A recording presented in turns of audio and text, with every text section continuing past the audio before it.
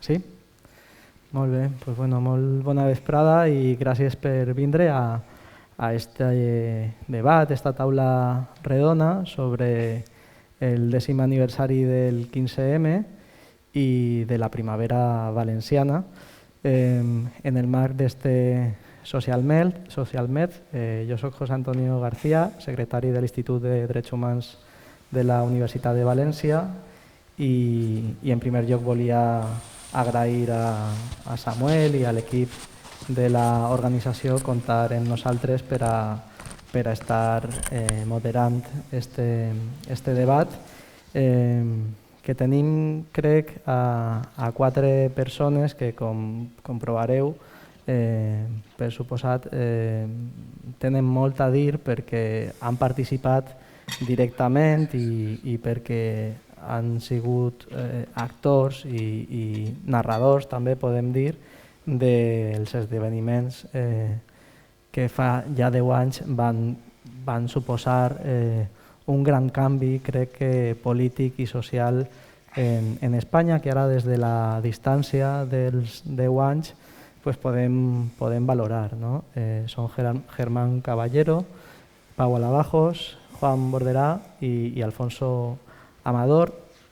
Jo volia dir també, abans de presentar-los en més profunditat i de contar com organitzarem la metodologia d'este acte, que com es pot comprovar, així hi ha una anomalia, que s'ha de considerar, crec, una anomalia, que és l'ausència de dones. Avui en dia, potser abans era una cosa normal, avui en dia s'ha de considerar que una taula així, sense una representació de gènere, és una anomalia.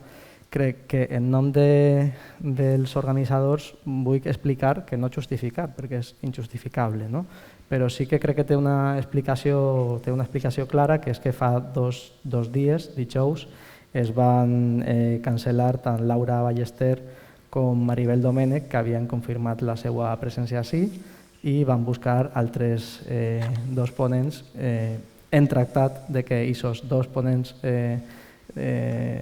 foren dones per tots els mitjans. Hem convidat a nombroses companyes, partícips en el 15M i en altres moviments socials, però no ha sigut possible. En qualsevol cas, com comprovareu, les persones que estan ací tenen molt que dir i totes elles són adients en esta taula redona. Volia molt breument comentar-vos o presentar-vos-los. En primer lloc, Alfonso Amador és sociòleg, és director, guionista i dramaturgo. Entre altres, ha participat en un curt en la selecció oficial del Festival de Cannes en el 98, ha guanyat el Premi Julio Alejandro de la SGAE en 2016. Entre els seus treballs estan El presente, Todo lo que necesitas para hacer una película, Cama groga, l'últim, o, crec jo, el que més justifica la seva presència així, 50 días de mayo, ensayo para una revolución, que conta fonamentalment o que fa un repàs del que va passar en la plaça de l'Ajuntament o la plaça del 15M en aquells dies. En segon lloc, presentaré a Germán Caballero, que és fotoperiodista en el Levante, on ha desenvolupat la major part de la seva carrera professional.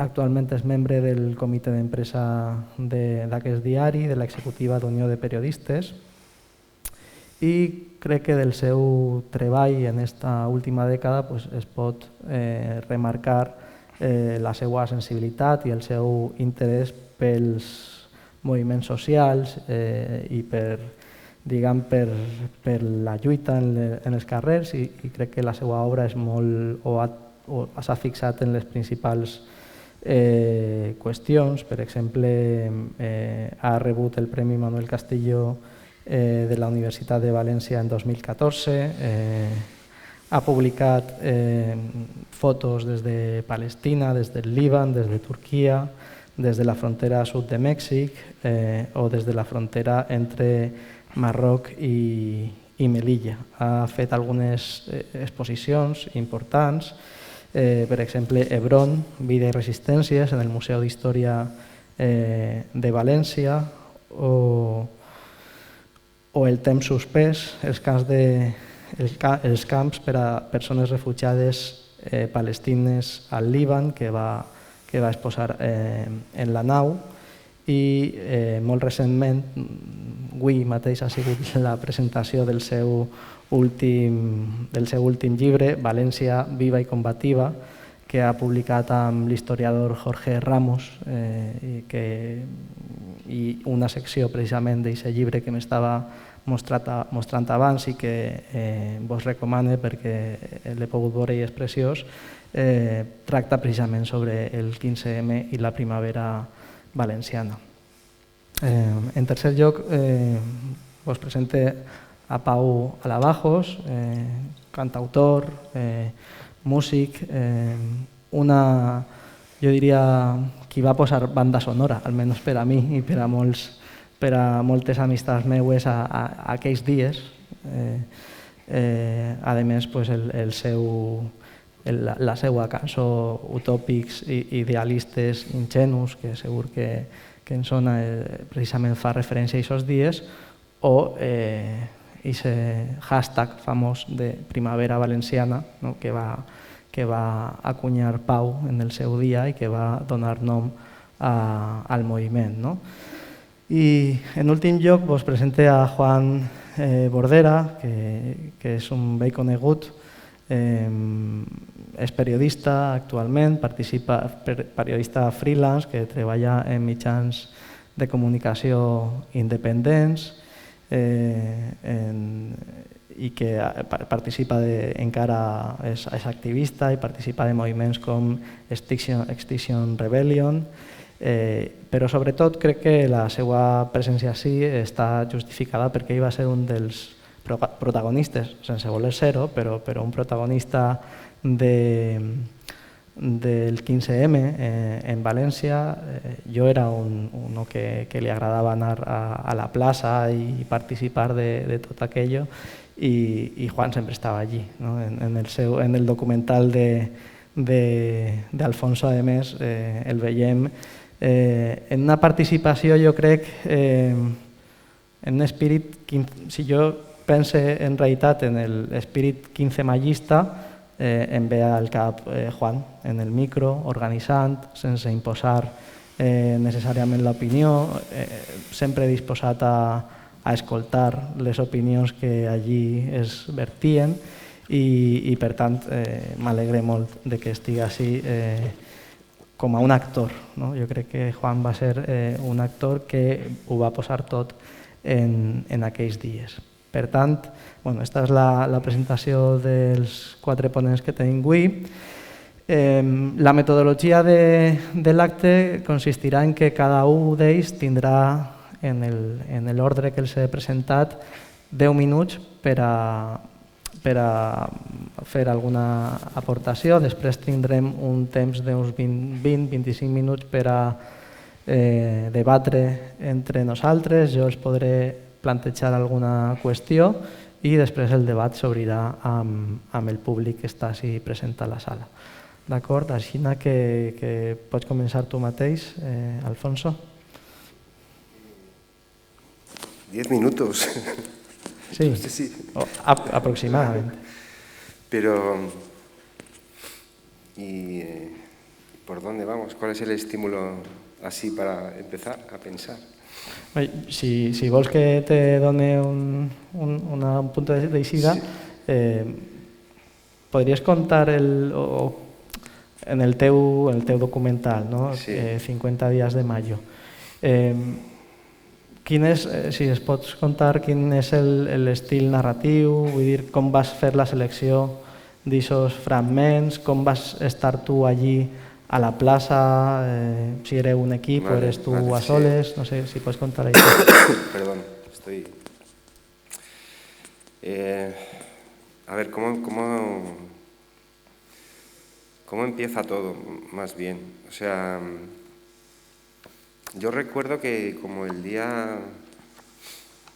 ¿Cuándo? La primera reunión que fue el 16 por la tarde, pues el 14, 15, yo estaba en Francia. Había hecho una peli y me había ido a Cannes a intentar venderla, así con la peliculita debajo del brazo. Y cuando llego a Valencia, por la noche, por cierto, llego a Barcelona antes y esa noche muere Ramón. De este no me has hablado, pero ¿sabéis cómo se llama este libro? Ramón Fernández Durán, Sí, ¿vale? Y sí.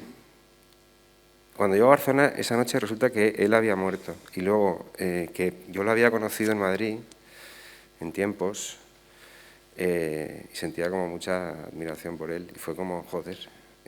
Y luego fue, al día siguiente, llegar a Valencia y había ocurrido esto. No me había enterado de nada. De repente había una movida en Madrid y tal. Entonces, la cosa fue directamente coger la cámara e ir a la plaza. Había, desde hacía tiempo, yo luego lo recordé, ¿no? Esto que hacía meses, estos meses, sí, que de esto que te cruzas por la calle, la gente va conversando, y en las conversaciones pillabas un cabreo creciente con la idea de los políticos y la no representación. Era como un mosqueo que iba subiendo hasta que se convocó esa manifestación de democracia real ya, ¿no? Entonces, lo que me pasó con la película, primero fue el gesto de hay que estar ahí con la cámara y la idea era estar hasta que estuviera aquello, ¿no? Pero había una idea que es lo que me parecía que había pasado y que siguió constante en el documental desde principio a fin. Es una cosa que nunca me había pasado y que fue muy gozosa, porque normalmente cuando trabajas, sobre todo en documental, pues no sabes muy bien, vas buscando la peli, la encuentras, hay veces que no, hay veces que te cuesta más, hay veces que acabas y todavía no la has visto. Sin embargo, yo tuve la sensación, o sea, la fascinación mía es que la gente rompió a hablar. Entonces, eso es lo que guía la película y no la alteré de principio a fin, la gente hablaba.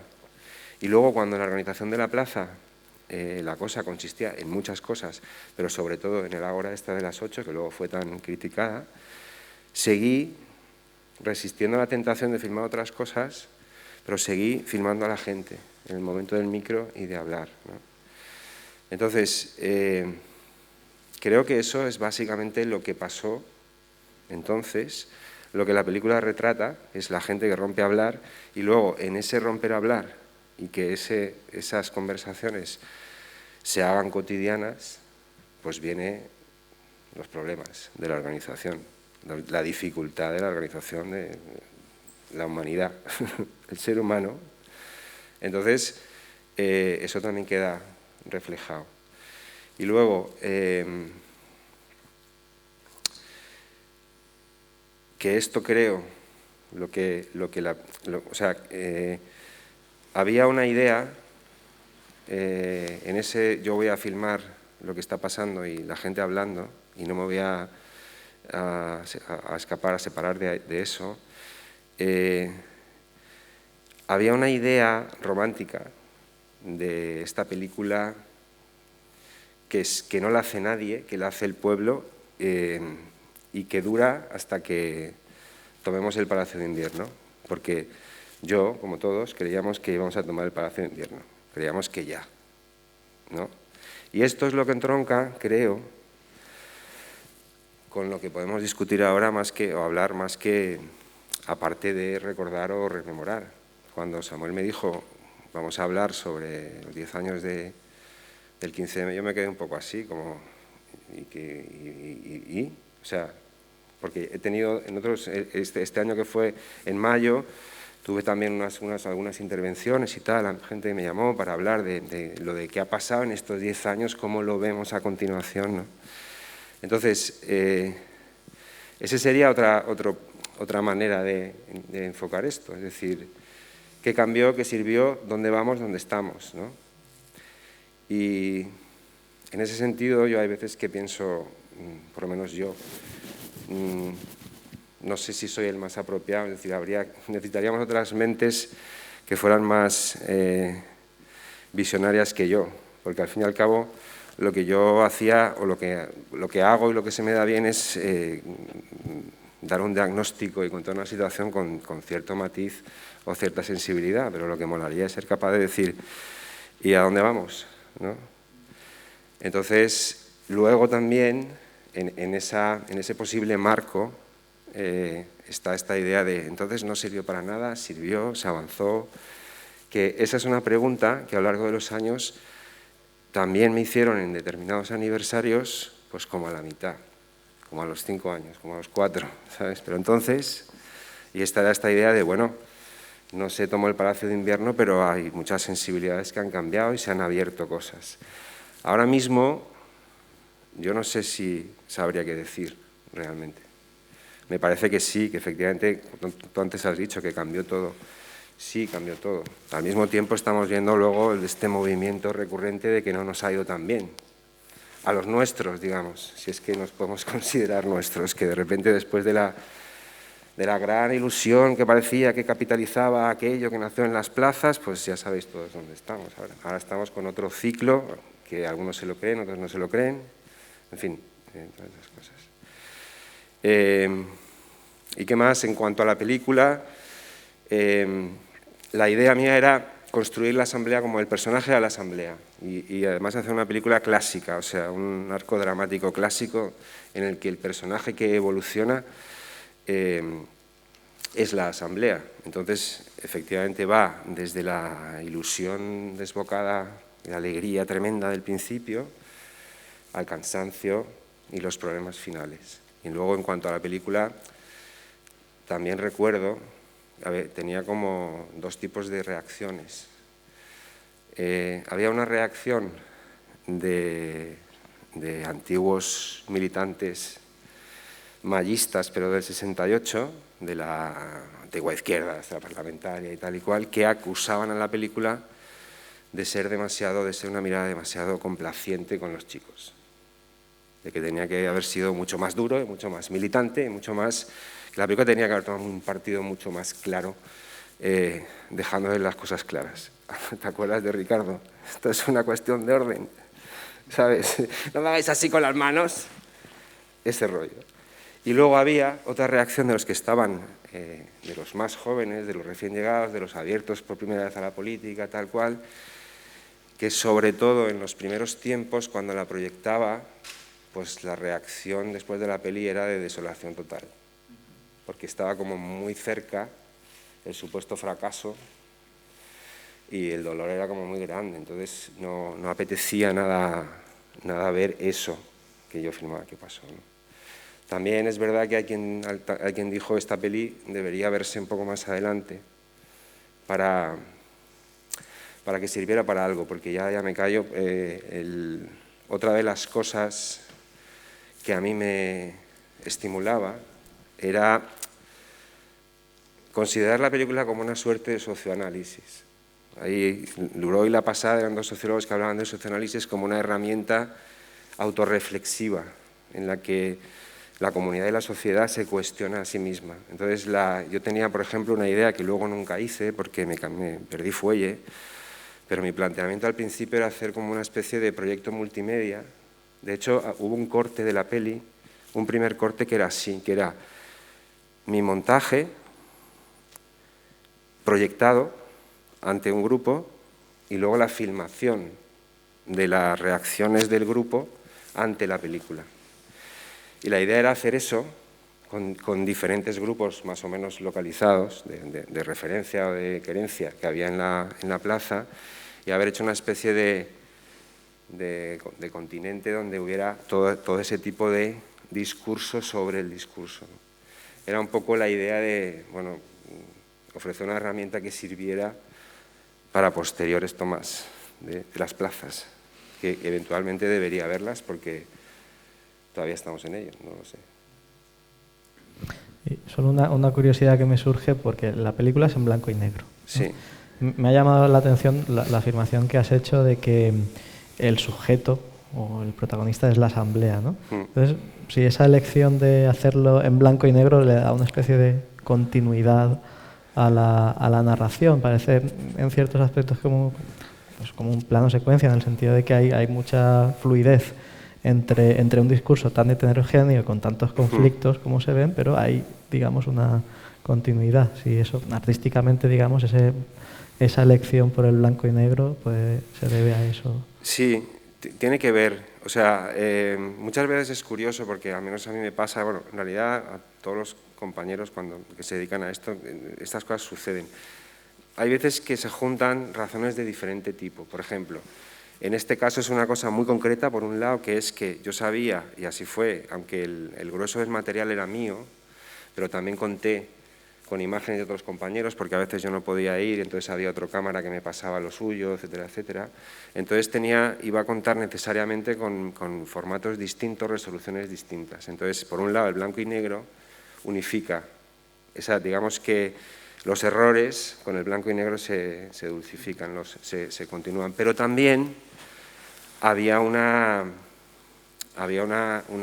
intención de estilo, porque aquello era como el cine documental de los años 60, de las manifestaciones contra la guerra de Vietnam, de los reporteros de guerra que iban en blanco y negro a la guerra. O sea, había como una especie de todo el metraje de mayo del 68. Entonces, me parecía que estilísticamente establecía una continuidad que podía parecer relevante con aquello de lo que veníamos. Entonces, esas dos cosas pues me hicieron tomar la decisión de haberlo hecho en blanco y negro. Bien, hay un momento de la película, y por transitar ahora, por darle la palabra a Germán, en el que en tu película, en la asamblea, hay un chico hablando con unas propuestas así, muy sesudas, ¿no?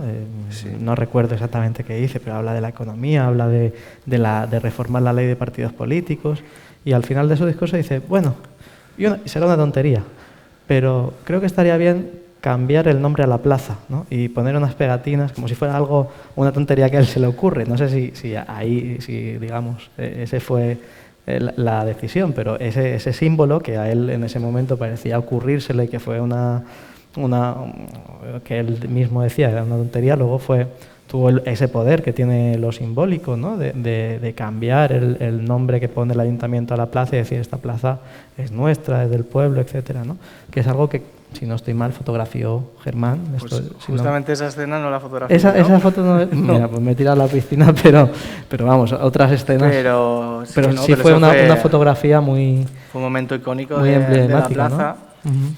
Y bueno, hablando de... O sea, cogiendo una de las cosas que has dicho, de que se cuestionaba mucho si el 15M sirvió o no sirvió, yo creo que sirvió muchísimo para que muchísima gente joven que no había participado en asambleas de barrio, en política, descubriera lo que era la política, y encima con una ilusión tremenda, porque yo recuerdo ir a la manifestación del 15M con mi cámara y decir, una mani más, ¿no? Y era como, no sé, como una frustración constante de vamos de mani y ya está, y hacemos fotos y ya está.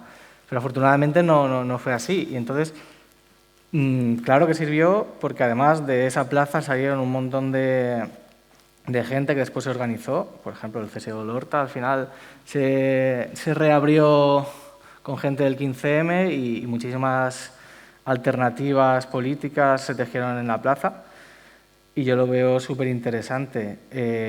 Me gustaría destacar, porque claro, han pasado 10 años y las cosas como que se difuminan. Y una cosa muy interesante de lo que pasaba en la plaza era la efervescencia que tenía aquello, pero como algo positivo. O sea, la capacidad que tenía la gente que asistía a la plaza de organizarse y hacer algo potente y con mucha fuerza en la calle, de la nada, enseguida. Y yo eso lo veo muy positivo, sobre todo eso, la ilusión con la que la gente iba a esa plaza, y esa ilusión perduró en el tiempo, creo yo, más allá de la plaza, en otras alternativas políticas. Pero también sí que me gustaría diferenciar entre el 15M y Primavera Valenciana, porque yo creo que el 15M es una consecuencia a nivel estatal de todo lo que venía pasando, de corrupción, crisis económica, desahucios, paro. Por ejemplo, otra cosa muy interesante que sale de las plazas del 15M es la APA. Y la APA es un movimiento importantísimo que llega hasta nuestros días y que, además de evitar desahucios, también, yo lo digo así de claro, evita suicidios, porque hacen un asesoramiento y un acompañamiento brutal a las familias y aquello sale de la plaza, por ejemplo. Pero volviendo a lo que estaba comentando, yo diferenciaría entre 15M y Primavera Valenciana, porque Primavera Valenciana yo creo que ocurre precisamente aquí, porque teníamos un contexto de 20 años de corrupción del PP, de ninguneo a toda alternativa política, de mucha gente joven, como yo en aquel momento, que no había vivido otro gobierno que no fuera el del Partido Popular y esas formas, y tampoco creo que sea casualidad que fueran los estudiantes y las estudiantes del Lluís Vives las que prendieran esa mecha. Evidentemente se hablaba de que si la calefacción, bueno, al final la gente estaba cansadísima y como se pudo ver también en el resto, en las primaveras árabes, al final es una llama o un pequeño hecho lo que prende la mecha, pero evidentemente detrás hay pues un contexto muy adverso. Pienso que también que ambas cosas, tanto la Primavera Valenciana como el 15M, fueron el principio del cambio político aquí y que sobre todo eso, que sirvieron para que muchísima gente joven, claro, en la plaza había de todo, había una diversidad brutal, pero mucha gente joven que nunca había militado lo hiciera por primera vez, se ilusionara, se organizara, viera que unidas pues se pueden plantear alternativas. Evidentemente, en aquellos primeros días, pues como ha comentado el compañero, pues pensaba que íbamos a tomar el Palacio de Invierno, que lo íbamos a cambiar todo en 20 días, también porque estábamos viendo, y yo creo que ahí éramos incapaces de ver las diferencias, lo que estaba pasando en diversos... en las primaveras árabes, donde la efervescencia se lleva por delante de regímenes que pues, llevan 40 años, pero claro, el contexto no era el mismo, evidentemente. Aquí, más o menos consolidada o más o menos completa, había una democracia con unas carencias espectaculares, pero no se podía comparar a lo que estaba pasando, por ejemplo, en Túnez o en Egipto. Y fíjate, por eso pienso yo también que otro tipo de movimientos que se asemejan al 15M no se convirtieron en primaveras árabes o en primaveras, con lo que ello implica, pues porque el contexto no era igual. Por ejemplo, en Turquía, que evidentemente es una democracia con unas carencias bastante más bestias que las nuestras, la gente se lanzó a la calle por lo mismo, por una llamita, por una reforma de un parque en medio de Estambul en 2013, y aquello no fue a más, pues entiendo por lo mismo, porque por el tipo de contexto donde se estaban dando aquellas protestas. Y bueno, no sé, mi primera intervención igual la dejaría ahí, ya dejaría que hablaran más el resto de compañeros y después iniciamos un debate o algo así, que creo que será más fructífero. Y bueno, simplemente me gustaría añadir una cosa que ya lo has comentado tú, pero yo puse de condición para venir aquí que la mesa estuviera equilibrada en cuanto a género, que hubiese mayoría de mujeres, y así iba a ser en un principio. Me enteré ayer porque lo hablé con Laura Ballester en la redacción que no iba a venir, sí que pensaba que vendría Maribel y bueno, pues como has comentado, me parece una anomalía que en esta mesa seamos todos tíos y pienso que es algo que se le ha escapado de las manos a la organización, que no ha sido culpa de ellas y de ellos, pero que no se debería dar en los días en los que estamos. Sí, en eso estamos todos de acuerdo. Y bueno, ahí ha planteado Germán algunos temas que también creo que luego puede ser interesante que salgan en el debate, relacionados con la contextualización de este movimiento del 15M, también de la primavera valenciana, en el contexto global, ¿no? Porque después vino, bueno, antes estaban las primaveras árabes, después vino el Occupy Wall Street, el 132 en México, hubo una serie de movimientos sociales que ciertamente,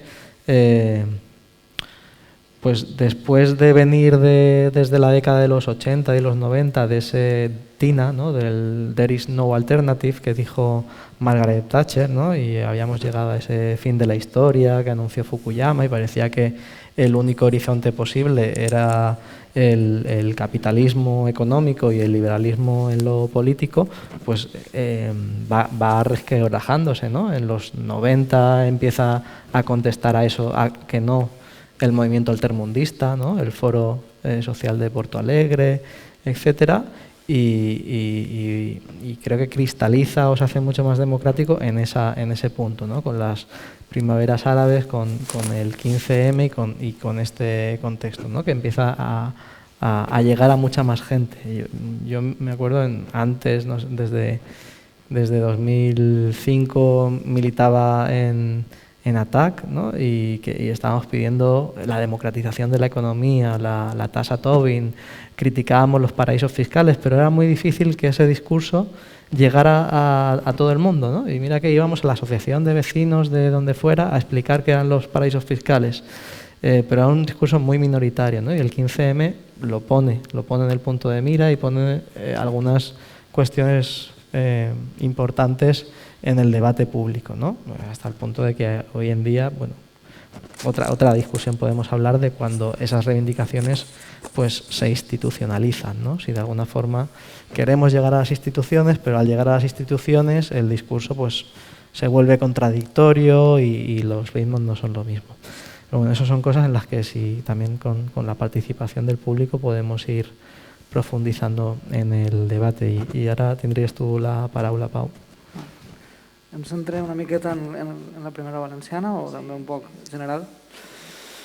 Doncs moltes de les coses que s'han parlat són molt interessants perquè crec que parlen de l'hegemonia de la plaça, no? De trobar-se i tractar de canviar les coses guanyant-se les places i els carrers, que és una cosa que no era nova en aquell moment perquè els drets sempre s'han lluitat a peu de carrer, però de sobte una generació que no havia vist més que aquesta situació de Partit Popular durant 20 anys, una manera de governar molt hermètica i molt fosca, de sobte se n'adonen que hi ha una altra manera de veure les coses. I això pel que fa al 15M. El que em va sorprendre estant a la plaça és moltes persones que tu parlaves que havies militat en ATTAC, jo estava militant en 2 o 3 entitats similars i moltes vegades la pregunta que ens fèiem era estem soles en esta lluita? I de sobte veure el 15M d'aquesta plaça abarrotada de gent va ser com aire fresc, com dir, sí que n'hi havia interès per parlar de política, sí que n'hi havia interès per transformar la societat, que era bàsicament per la qual cosa totes militàvem. Sí que és veritat que moltes de les persones que hi havia allà no tenien cap mena de rerefons polític après, és a dir, moltes dels conceptes o dels debats que es generaven havien de començar-se des de zero, pràcticament, perquè no hi havia un background d'haver tingut una experiència en política, que això també tenia una part dolenta en el sentit que era un procés més lent, però també tenia una part bona, que és que era un llenç en blanc i d'alguna forma estava com construint-se pas a pas i d'una manera horitzontal completament, de tu a tu, i això crec que era una cosa molt important del 15M. I en el cas de la primavera valenciana, com deia Germán, a l'escalfor de les primaveres àrabs, Tunísia i Egipte sobretot, que són les que més impacte van tindre, veure que per una flameta de res que era això, en aquell moment recorda que hi havia moltes protestes per qüestions bàsiques de retallades en educació, coses tan fonamentals com els sostres dels centres públics que caien a trossos en diversos llocs, gent que havia de portar paper higiènic de casa perquè no hi havia a les aules, als centres, o fins i tot el tema de la calefacció, que no se podia pagar la calefacció i hi havia fotografies d'Onda i d'altres llocs en què l'alumnat havia d'entrar a l'aula amb xaquetes i amb mantes. I que un grupet d'estudiants, jo crec que de manera molt ingènua, després quan s'ho plantejaren, jo crec que no esperaven de cap de les maneres que es produïra l'efecte que es va produir, fan una assentada pacífica en una de les artèries principals de la ciutat, el carrer Xàtiva, enfront del seu institut, que és el més lògic, fan una assentada pacífica, és que no té més història. I la resposta absolutament desmesurada i desproporcionada per part del govern valencià, de la delegació del govern, Paula Sánchez de León, que com un avís a navegants, crec, envia la policia amb tot, i d'alguna forma per a que no se reproduïsquen aquest tipus de protestes sabent l'estat de decrepitud que estava assolint el PP després de milions de casos de corrupció que anaven acumulant-se i titulars absolutament demencials en premsa.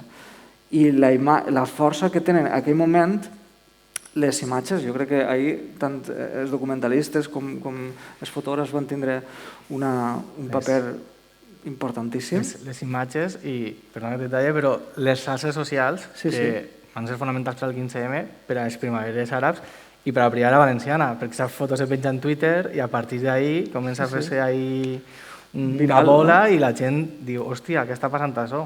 Que probablement 2 o 3 anys abans, sense Twitter i sense històries, igual això s'haguera caigut en l'oblit. En l'oblit completament. De fet, crec que hauríem de retrotraure'ns a aquella època en la que Twitter era una altra cosa, perquè ara mateix és com una espècie de caixa d'odi i de lluites intestines i de trolls i tal, i en aquella època era una altra cosa que recorde entrar i treure molta informació. Ara costa més, ara hi ha com molta més... Esto fue meses después, ¿verdad? ¿Cómo? Fue 6 meses después, lo de los chavales. En febrer del 12.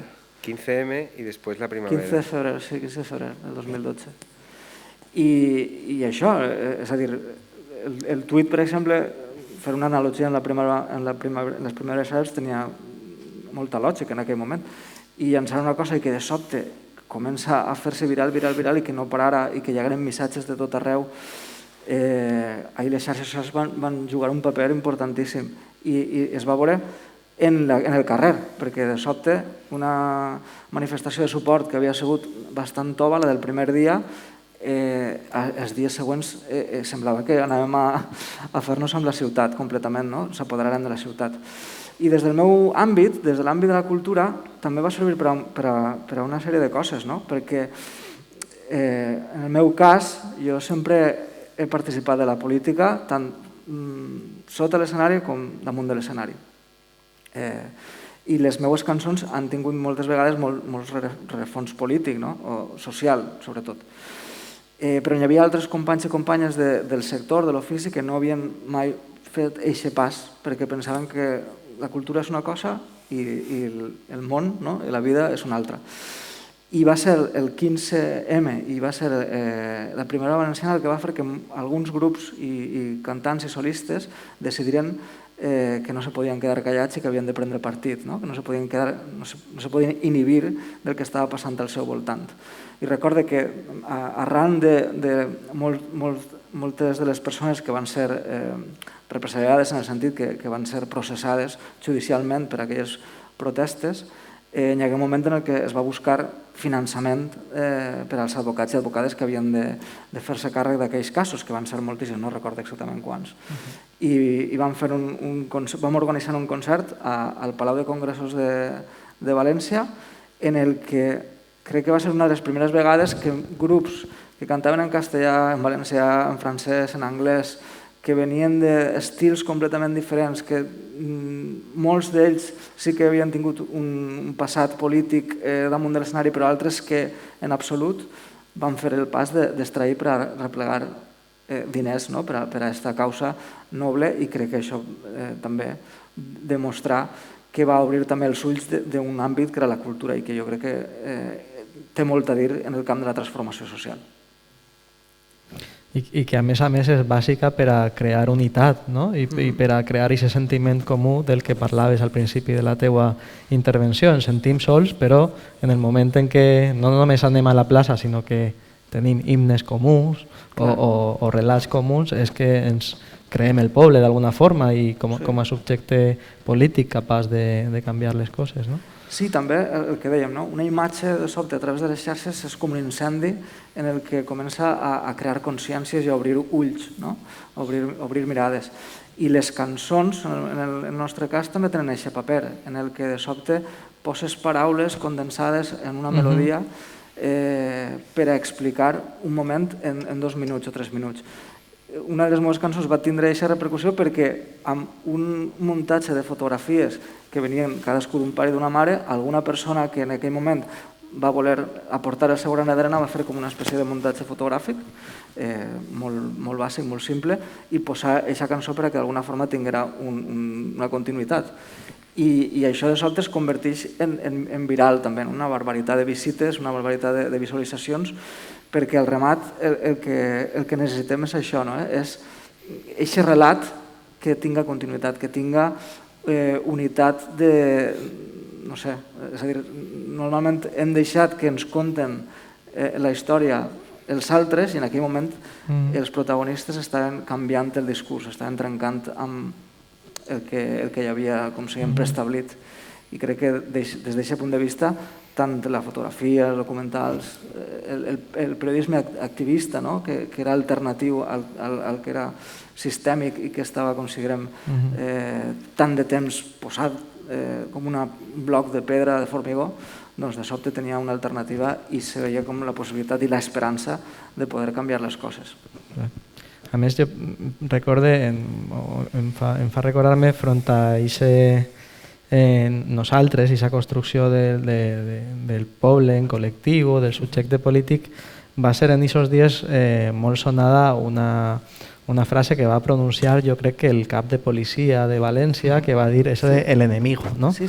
Hay que actuar contra el enemigo, referint-se ni més ni menys que a més a uns xavals de 17 o 17 anys, no? Identificar a la ciutadania com a l'enemigo va ser una qüestió que crec que també va enfadar i en tota la raó, no? Perquè era molt significativa d'allò que el poder establert en aquest moment, corrupte, etc., pensava respecte de la ciutadania, no? I front a això també aquesta gran manifestació que es va convocar amb llibres en la mà, no? Que també d'ahir hi ha unes imatges que tenen molta força. Front als palos, els llibres, no? El coneixement, la imaginació, va ser també molt il·lustratiu i es va condensar també en aquestes imatges. No? Jo crec que aquelles paraules tan desafortunades del cap de la policia van ser com benzina en un moment en què ja n'hi havia un magma de descontent, però eren un símptoma de com el poder ja s'havia establit d'una manera tan brutal que veien el poble com un enemic i ho havia dit claríssimament, en una paraula havia enfadat a moltíssima gent que veia això, els seus fills o els seus cosins, les seues germanes que estaven en una plaça, en un carrer en aquest cas, en silenci, amb les cames creuades i que de sobte havien anat la policia a estomacar-los. I les imatges són brutals. I això s'ha anat produint, s'ha anat repetint en altres ocasions. Per exemple, me ve al cap l'1 d'octubre, me ve al cap també les manifestacions que van tindre lloc a les Illes Balears pel tema dels docents i les docents. En Múrcia també va haver un moment aquest tipus de situacions i és com una cosa transversal, no? Que és que el poder, quan veu que realment el contrapoder se comença a despertar i a alçar el cap, l'únic que poden tirar mà és de la violència, no? I crec que això és d'alguna forma el que va generar aquesta resposta cívica tan contundent i al mateix temps tan pacífica i tan intel·ligent, no? Perquè la imatge del llibre contra la porra crec que va ser un absolut guany de la societat. I en això pensava també per la qüestió de la violència policial. Recorde que en aquell moment aquestes imatges, els antiavalots, no anaven identificats en cap número. Això després va canviar i ara en principi han d'anar identificats, no? Però també entre les reformes legals que es van produir després del 15M, una d'elles és la llei Mordassa, no? La llei Mordassa que, en fi, ja sabem algunes de les conseqüències. El teatre és que ara no es pot firmar als policies en l'exercici de la seva funció, en principi sempre que es posen en perill la difusió d'imatges, etc., però ja és una advertència legal que fa que molta gent s'abstinga de traure una arma tan poderosa com podem tindre avui en dia, que és un mòbil que grava les actuacions policials abusives, no? Per evitar la impunitat. No? I aquesta actuació també és una de les coses que ha canviat en dos sentits. No? Y ya quisiera pasar contigo, Juan, porque yo a los tres intervenientes que han precedido, pues en cuanto al 15M o a la Primavera Valenciana, además de que hayáis podido participar, creo que sobre todo han sido relatores, ¿no? En el audiovisual, en la foto o en la música, pero vamos, mi percepción de ti sobre todo es como un protagonista, ¿no? Un actor muy participativo en la plaza, y quisiera, no sé, 10 años después, que nos contaras un poco cuáles son tus principales recuerdos, cuál es tu valoración de aquellos días. Bueno, a mí, si me permitís, voy a contar un poquito del pasado para pasar un poco, creo que ya hacia el presente en el cual estamos, incluso si se pudiera intentar imaginar qué podríamos hacer para repetir algo así con las lecciones aprendidas. Yo creo que en el pasado habría que situar que, por ejemplo, creo que el 15M y la Primavera Valenciana comparten digamos, parte de las motivaciones. Es decir, este tipo de cosas solo ocurren cuando la sociedad civil o una parte de la sociedad civil hace algo que no se espera. En el caso del 15M fue la acampada el mismo día de la manifestación en Madrid, que la policía reprime, ¿no? Y entonces esto te genera ese momento de disrupción, digamos, de la cotidianidad, de lo normal, y te permite que ocurra. Yo tuve la suerte de convocar el evento del día 16, que tampoco esperábamos que fuera nada el otro jueves. La primera asamblea éramos 50 personas, la primera noche dormimos 12 en la plaza, y el quinto día éramos 10.000 en una asamblea. Entonces, claro, esto es un poco lo que comentaba Alfonso, eso es, no lo gestionas, no lo puedes asumir, no lo puedes digerir, salvo, pues, bueno, navegándolo y disfrutándolo, pero claro, sobrepasa cualquier expectativa y cualquier capacidad de no cometer muchos errores que son inevitables en el proceso y que se dieron y que se volverán a dar el día que se vuelva a dar otra circunstancia así. Y yo comparto lo que ha dicho Germán, de que hay muchísimos logros, que algunos de ellos como que no se pueden ver, porque son, pues bueno, pues triunfos que tienen que ver con el movimiento feminista, con el movimiento ecologista, que también han cogido mucha fuerza después, y que son debates que de alguna manera yo creo que no empezaron en la plaza, pero sí que es verdad que en las plazas del 15 de mayo cogieron mucha fuerza esos debates, ¿no? Luego, en el presente, yo creo que hay una cosa que es muy simbólica, que seguro que además lo más simbólico es que apenas se esté hablando de ello, y es que hoy, justo 20 de noviembre, también es coña el día que es, ha empezado la Asamblea Ciudadana Estatal por el Clima, convocada por el Gobierno, para imitar un poco el proceso que se ha dado ya en Francia y en Reino Unido,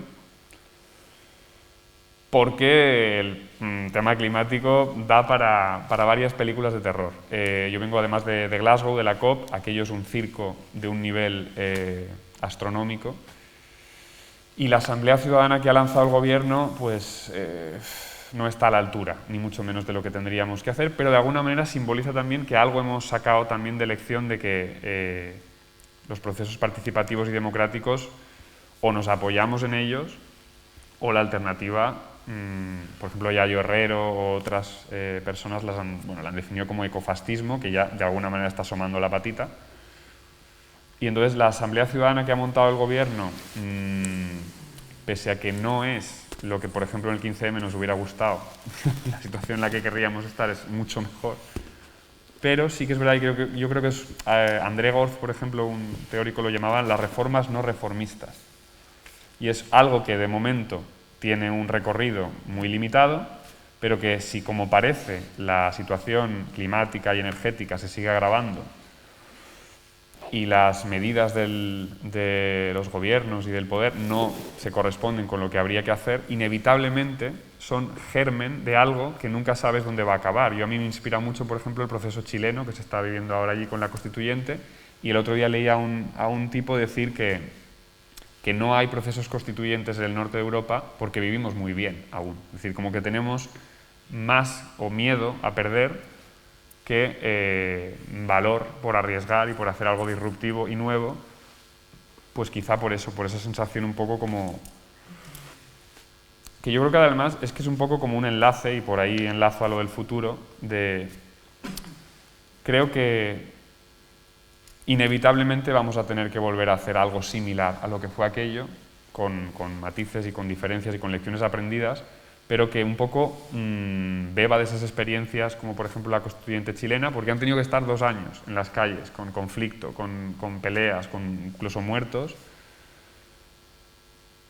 para provocar este cambio que luego ha germinado en esa asamblea constituyente que ahora mismo pues está en proceso y que va a cambiar una constitución como la de Pinochet. Aquí no hemos llegado a ese punto, ¿no? Y hoy, 20 de noviembre, que también es otro día simbólico, pues tenemos ese primer paso que yo creo que sí que la Asamblea Ciudadana del Gobierno está, pues bueno, es como por ejemplo el IPCC, el Panel Intergubernamental del Cambio Climático, o las mismas COP. El primer informe del IPCC es muchísimo más malo, muchísimo más blando, muchísimo más casi negacionista de lo que es ahora el 6º informe del IPCC, que ha salido ya la primera parte y quedan 2 por salir.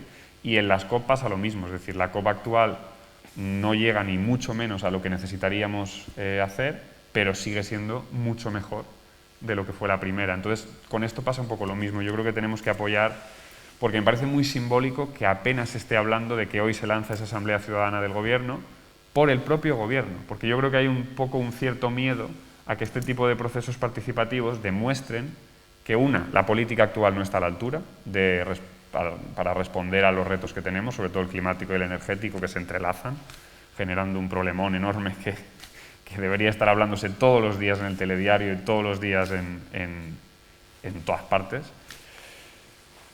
y que evidencian también, yo creo, que pueden de alguna manera como desnudar las debilidades del gobierno. Es decir, las propuestas, por ejemplo, que salieron de la Asamblea Francesa son muchísimo más radicales de las que haría ningún partido político francés ni español, porque al final estos partidos tienen lazos muy grandes con los lobbies y, bueno, los partidos políticos en cuestión pueden tener mucho miedo de como darle voz a lo que viene a relevarles, de alguna manera, ¿no? Y yo creo que hay que fijarse mucho en este tipo de procesos, porque si no tenemos una solución que vaya hacia esa vía participativa y democrática, la otra opción ya sabemos cuál es y nos interesa muy poco que crezca. Sí, yo creo que aquí has planteado temas muy interesantes y ya, o sea, no te interesa tanto mirar hacia el pasado, parece, Juan, sino hacia el futuro. Y claro, hay buenos motivos para eso, ¿no? Pero pensaba, viendo o partiendo de ese casi, podríamos decir, oxímoron, es decir, una asamblea ciudadana convocada por el gobierno, ¿no? Ya es algo que a lo mejor nos para un poco, porque claro, también los gobiernos tienen sus propias inercias, y por eso quiero decir también lo interesante de que el movimiento o, digamos, el motor de la política esté no en las instituciones, sino en la ciudadanía, ¿no? Y eso era lo que de alguna forma dinamitó el 15M, y quizá una de las causas por las que se disolvió es pues la institucionalización, ¿no? Yo recuerdo dos frases de 2 políticos de aquellos días, ¿no? Una era Esperanza Aguirre, que dijo, pues si quieren hacer política, que hagan un partido político, ¿no? Y entonces se hizo un partido político, que además contra el cual hay una cierta guerra sucia, o ha habido intentos de desestabilización a través de las cloacas del Estado muy serio. Y luego también recuerdo una afirmación del entonces presidente del gobierno, de José Luis Rodríguez Zapatero, que con buen talante, ¿no? Dijo algo así, haciendo una crítica que yo creo que en el fondo, desde la teoría política, puede ser acertada, que es hay un problema con el asamblearismo, con la democracia plebiscitaria, que se ve muy bien en el documental de Alfonso. Es que es difícil llegar a consensos, ¿no? Requiere mucho tiempo y no tenemos tanto tiempo, desgraciadamente. Entonces, Zapatero en una declaración, recuerdo que dijo, y para eso está el Parlamento, porque en el Parlamento hay procesos que nos permiten llegar a consensos, a puntos intermedios, a diálogos, aunque es cierto que si uno ve la disciplina de votos que tienen los partidos, eso es mentira, en cierta medida, ¿no? Porque el que levanta la mano dice votar que sí o votar que no, y aquellos están leyendo cualquier cosa y votan que sí o que no, sin haberse leído la propuesta y sin que ese diálogo tenga la entidad democrática en muchas ocasiones que puede tener, ¿no? Pero entonces, claro, los tiempos de la política, ahora que estamos valorando los 10 años, La política exige tempos largos, la democracia necesariamente para que tenga fundamento tiene esos procedimientos, pero hay un tema que es la emergencia climática, ¿no? Es decir, ¿cómo ves tú por un lado, esos tiempos que requiere la democracia para que sea real y por otro lado las emergencias que hay encima de la mesa? Y si pudieras profundizar, Juan, también en el papel que tienen los medios de comunicación en esto, que en el fondo en un telediario se dedica muy poco tiempo. O sea, salió un informe hace poco que escuché en Democracy Now! En Estados Unidos, el tiempo que se dedica al cambio climático es totalmente residual en comparación con otros temas muchísimo más banales. Sí, hay por ejemplo un eslogan que ahora Antonio Turiel, que para mí es una de las voces, digamos, más respetadas del planeta en cuanto a, además, la intersección de los dos temas, energía y cambio climático, y el eslogan suyo es "no hay tiempo". Es decir, digamos que es un hashtag que utiliza mucho en Twitter, y es verdad que literalmente no hay tiempo para reaccionar a los dos problemas estos climáticos y energéticos. Y precisamente por eso hay una cosa simbólica de lo de la asamblea que comentaba, y es Macron lanza la propuesta de asamblea ciudadana francesa para librarse de una protesta en la calle, que es la de los chalecos amarillos, que viene a protestar por un aumento del diésel, si no recuerdo mal. Y yo creo que, bueno, que aunque no tengamos, digamos, tiempo, que no lo tenemos,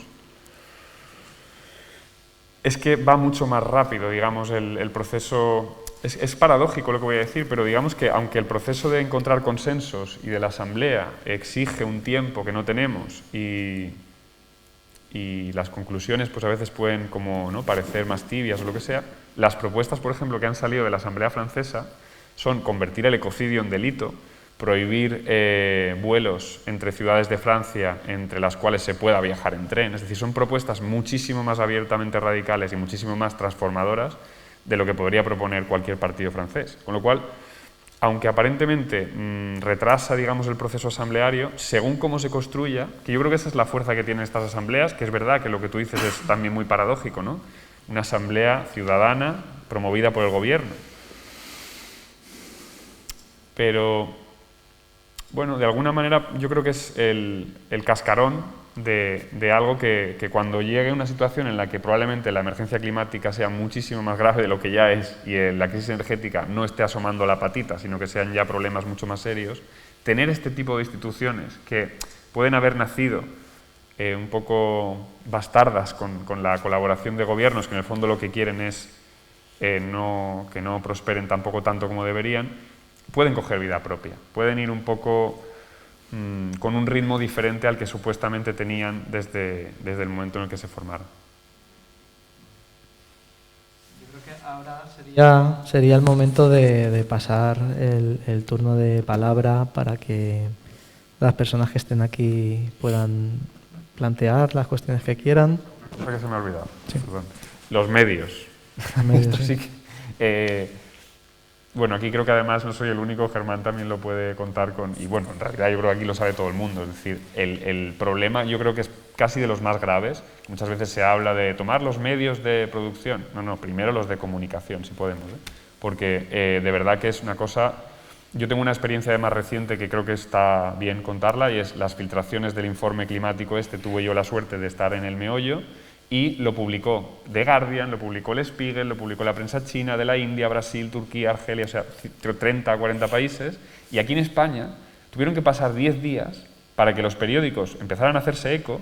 La Sexta, después de muchísimas presiones, al final fue la única cadena que lo sacó, y en Televisión Española una periodista en concreto, que no voy a decir el nombre obviamente, nos confesó que nunca había recibido tantas presiones para no publicar un tema en la pública. Entonces, ese es el nivel. Es decir, el nivel es que tenemos un 80-90% de las televisiones privadas que directamente yo las calificaría de derechas, muy de derechas, y luego tenemos alguna que disimula, como es el caso de La Sexta, aunque también tal, y la pública, que a mí esta experiencia en concreto me ha dado un poco la medida de hasta qué punto también pues el consejo de la pública es PP-PSOE, y al final PP-PSOE, lo que decíamos en el 15M, pues ya sabéis cómo acaba la frase. Bueno, a mí, sobre los medios y el tema del clima, que me toca de cerca, pues yo ahí pienso que los medios o la gente que trabaja en los medios pueden ser aliados, pero evidentemente después los medios de comunicación y más en el punto económico en el que se encuentran, que es de quiebra, la gran mayoría, por ejemplo, en el caso de diarios, de quiebra o de grave crisis económica, encima de una transición de papel a digital en la que se están dejando muchísimos ingresos, evidentemente eso hace que los medios busquen financiación, la financiación se la dan las grandes corporaciones, los bancos y las grandes empresas y evidentemente pues acaban matando pues esa independencia que se le puede presuponer a un medio en el sentido de, claro, si no tienes forma de financiarte, tampoco tienes lectores que paguen por leer, pues al final, evidentemente, no va a existir esa independencia. Yo podría poner un ejemplo de mi medio. En mi medio se publican, bueno, el medio para el que trabajo, se publican cantidad de artículos y reportajes sobre la crisis climática, el cambio climático, etcétera. Pero luego, por otra parte, hay un cierre clarísimo y una alineación con estar a favor de la reforma del puerto, que a mí me resulta absolutamente contradictoria. Igual me meto en un lío por decir esto, pero no tengo problema en decirlo.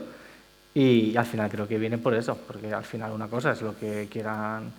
O quizás también es en el tema del puerto de Valencia también es un poco el falso debate este de economía o medio ambiente, ¿no? Pero llevado al extremo, entonces todos los medios de comunicación se posicionan a favor del puerto, porque la economía es lo esencial y la supervivencia parece que no lo es. Ahora sí que a mí me gustaría ceder la palabra a quien quiera del público para plantear alguna cuestión. Y si no, seguimos hablando nosotros. Algún tipo de pregunta, si queréis, ¿no? Más que una intervención. Sí. Fernando. Creo que te tienen que dar para que se pueda oír.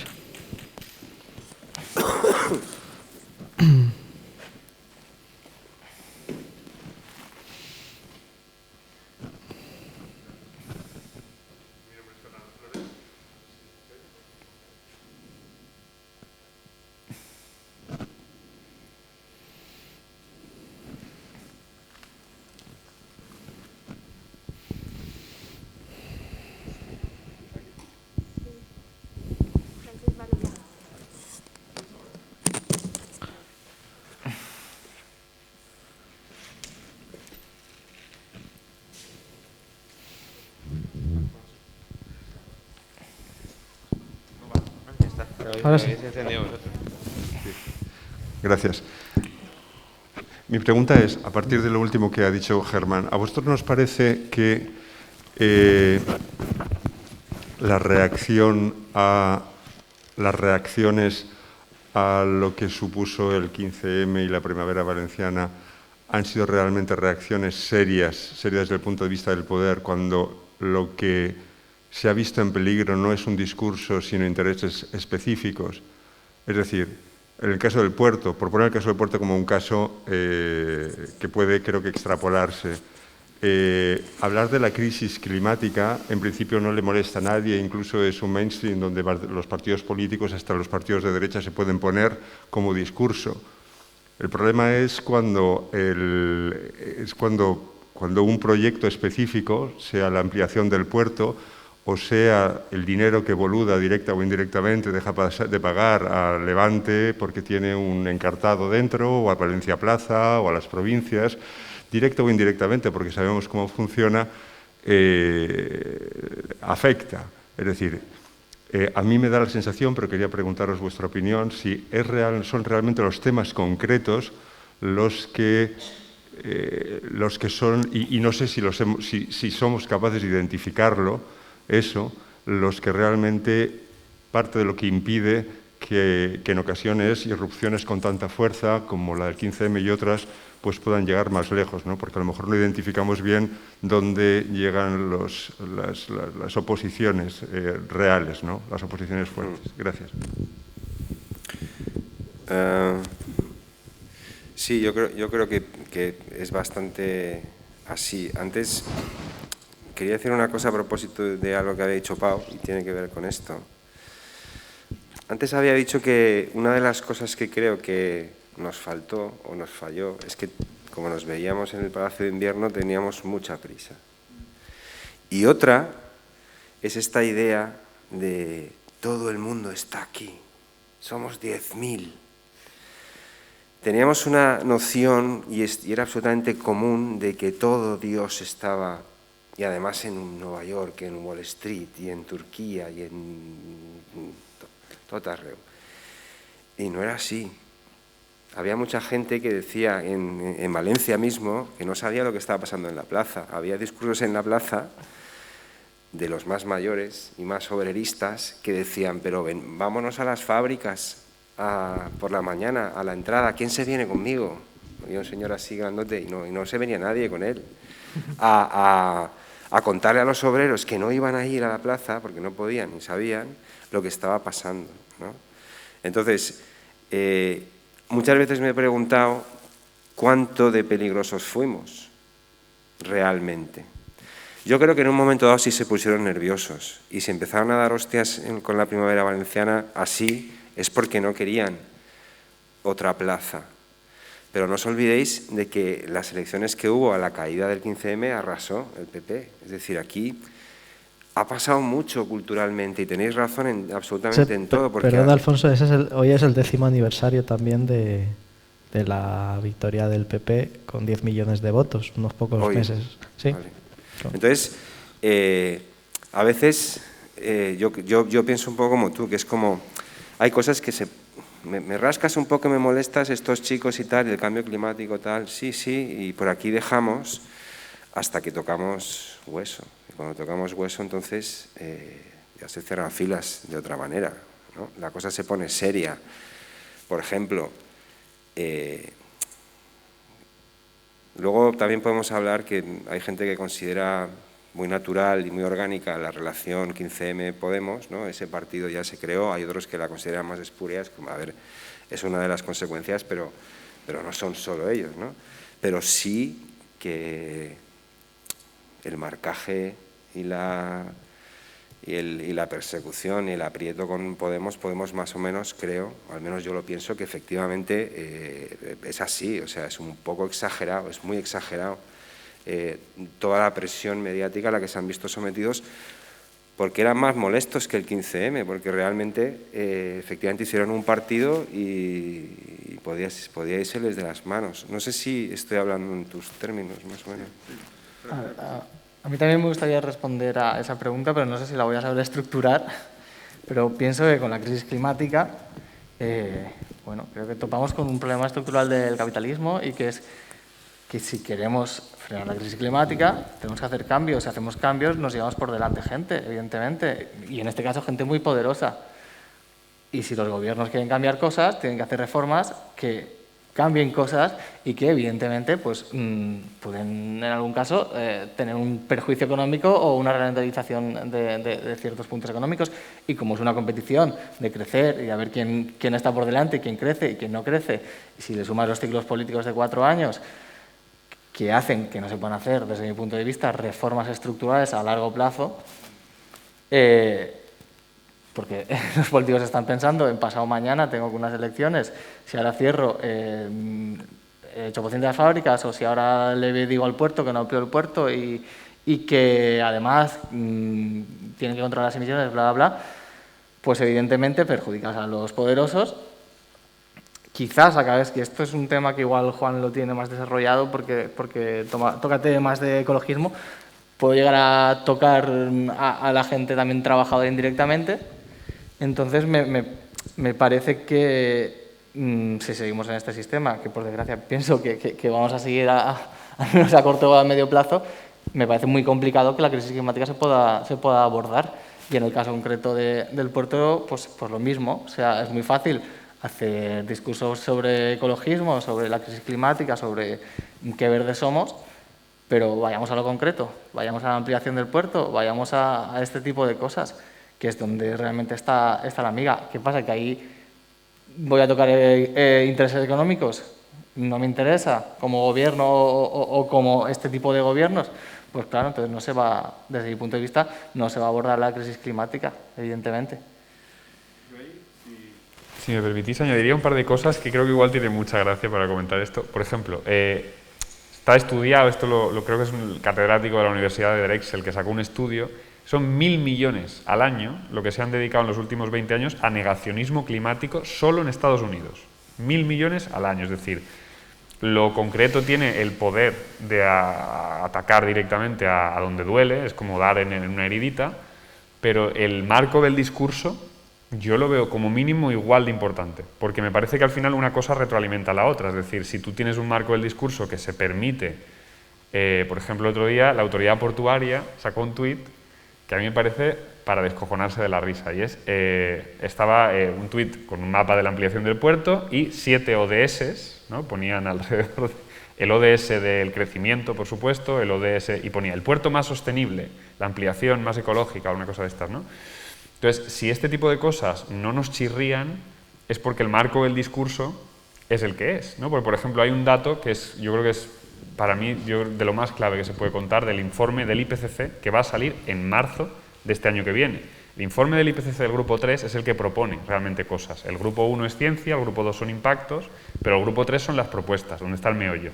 Lo que se propone, la comunidad científica, digamos, repasando los 14.000 estudios de más prestigio que ha habido hasta la fecha de ese tema, dice que para hacer frente a la crisis climática habría que cerrar todas las plantas de gas y carbón entre 9 y 12 años. Esto, si se hace, nos aboca a un decrecimiento económico inevitable. Y además es que esto se va a dar igualmente por el tema energético, es decir, tú no puedes seguir consumiendo combustibles fósiles al ritmo que lo estamos haciendo y pensar que te van a durar toda la vida. Entonces, lo concreto tiene el poder de activar una respuesta, es como un golpe que tú das en la rodilla y el acto reflejo te sale. Pero yo sigo creyendo que la batalla, por usar una metáfora bélica que igual no es la más apropiada, pero el reto es un poco más en la batalla cultural y el imaginario colectivo. Porque ahí sí que, si la gente supiésemos bien lo que nos estamos jugando con la cuestión climática y energética, cómo se entrecruzan, yo creo que estaríamos en la calle, como en el 15M, mañana. Pero es que no se sabe, no se quiere contar. Porque si no, pues eso, no habrían los 1.000 millones dedicados a negacionismo climático, no habrían barreras para comentar las filtraciones en los grandes medios. O sea que es un poco una mezcla de las dos cosas y si queremos volver a tener una oportunidad como la que tuvimos en aquellas fechas tan bonitas, pues yo abogo por hablar de estos temas con la máxima claridad posible con todo el mundo, o sea, con amigos, con familiares, con gente de tu trabajo, todo lo que se pueda, porque literalmente nos estamos jugando el presente y el futuro. Jo volia fer una xicoteta d'aportació i allunyar-me una miqueta del que era el discurs més climàtic i anirà a lo concret. Jo soc regidor en el meu poble. ¿De dónde? De Torrent. De Torrent. I jo estic convençut que el 15M i que molts altres moviments paral·lels, estava recordant ara de la lluita de les famílies del metro i moltes altres coses que també, just quan va passar això, el PP va arrasar, no? I dius, com és possible això? O les majories absolutes en el Cabanyal, que a mi me toquen de prop. Correcte, coses així que no són inexplicables des del punt de vista d'una persona que està implicada políticament i que veu injustíssim el sistema. Una de les coses que va motivar el 15M era el descrèdit de la política, i això és un fet, no? I sobretot el tema de la corrupció. Una de les coses que va tindre impacte en lo concret va ser que de sobte hi haguera una llei de convenis i contractes públics que farà cada volta més difícil la corrupció a nivell institucional.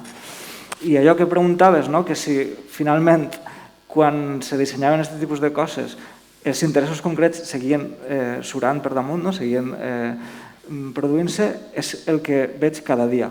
És a dir, ara mateix els contractes públics han de fer el concurs i passen de 15.000 euros i tenen cada volta més tràmits burocràtics per a poder-los controlar Això deixant de banda que en la corrupció sempre n'hi ha un corruptor i un corruptible, i n'hi ha un polític corrupte, és perquè n'hi ha també empresaris que juguen en eixa lliga, i que moltes vegades sempre s'ha dit que els polítics que tenim són el reflex de la societat que els vota.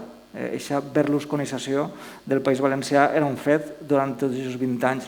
Moltes de les persones que votaven al PP religiosament era perquè si ells hagueren estat en aquesta situació de poder haurem fet el mateix, i per això exoneraven d'alguna forma la corrupció. Però bé, al cas concret. Què és el que ens trobem en les meses de contractació que estan regides per aquesta llei de convenis i contractes del sector públic?